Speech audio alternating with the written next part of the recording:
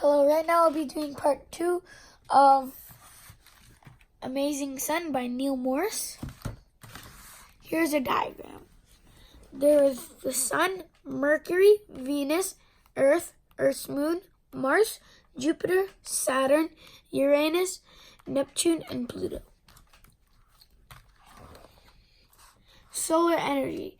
The sun provides heat and light that is what makes life on Earth possible. Without the sun, neither planets nor animals could survive. Life on Earth. We are pretty sure that Earth is the only planet in our solar system. With living things on it. Our sun gives us just enough heat to support life. The sun heats everything on Earth and supplies us with all our light. Food for life. Plants use the solar power to make their own sugary food. They capture sunlight in their leaves and combine it with gas from the air and water from the soil. Weather and water. Human beings and animals eat plants as food. In this manner, energy from the sun is passed from plants to animals. The sun is also responsible for the forces that make Earth's weather, including rain. Water is necessary to support life. If the Earth were too close to the sun, its heat would burn everything. The sun's rays travel at about 186,000 miles, 300,000 kilometers per second. That is the speed of light and the fastest speed of anything in the universe. The sun rays take about 8 minutes to reach Earth. Colored light. White sunlight is made of different colored light. When beams of sunlight passes through drops of water, they split into different colors. The range of color we see is called a spectrum. The same thing happens when sunlight passes through a piece of shaped glass, called a prism, as is shown below. Spinning in space. The spinning sun. The gases that make up the sun spin at different speed. Those in the middle near the sun's equator spin faster than the gases at the top and bottom. Blue shows the areas where gases spin the slowest. Red shows the area where gases spin the fastest. Everything in space is constantly on the move. The sun spins around as it speeds through space. Sunrise and sunset. On Earth, we see the sun rise in the east and set in the west every day. Between those times, the sun appears to travel across the sky. But this movement is really caused by Earth's rotation. When parts of Earth turn away from the sun, it is night. This photo combines many shots over a period of hours to show the track of the sun. Gravity. Force called gravity keeps the planets in orbit around the sun. It also keeps the sun in orbit around the center of its galaxy. Gravity is a force that pulls things towards each other. It exists between all bodies in the universe, around the galaxy. At the same time as Earth and the other planets travel around the sun, the whole system moves around the Milky Way galaxy.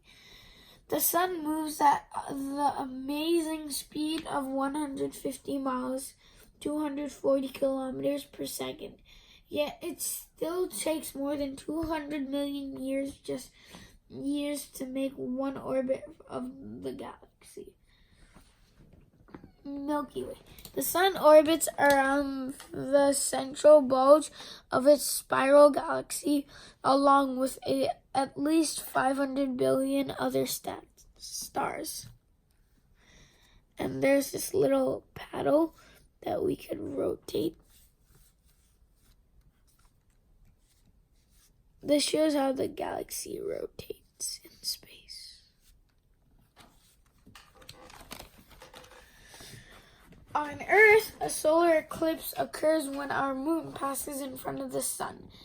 This cuts off sunlight from certain parts of Earth.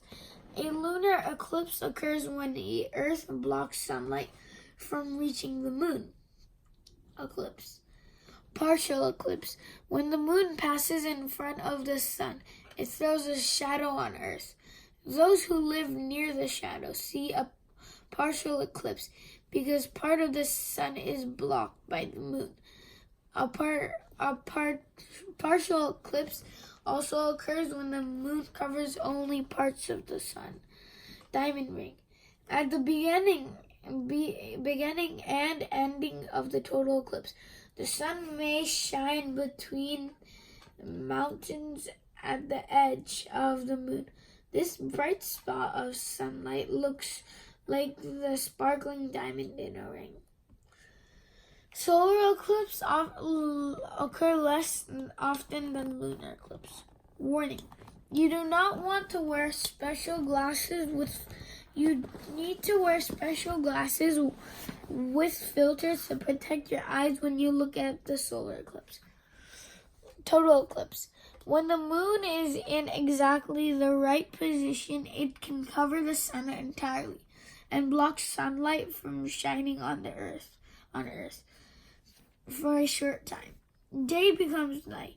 A total eclipse occurs only once in about 300 years in any one spot on the Earth.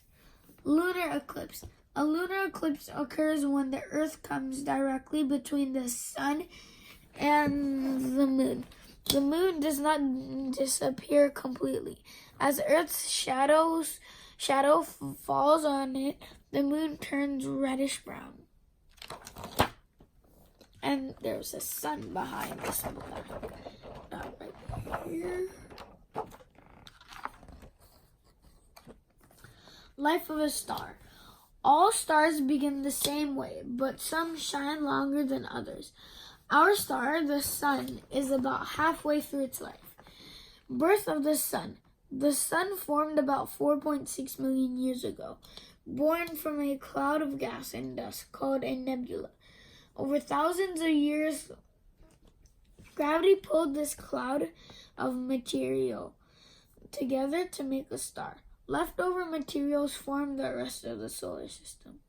The sun will shine as a yellow star for most of its life. This is how Earth might look when the sun becomes a red giant star. Phases of a star. The birth, life, and death of a star, such as the sun, have 6 separate phases.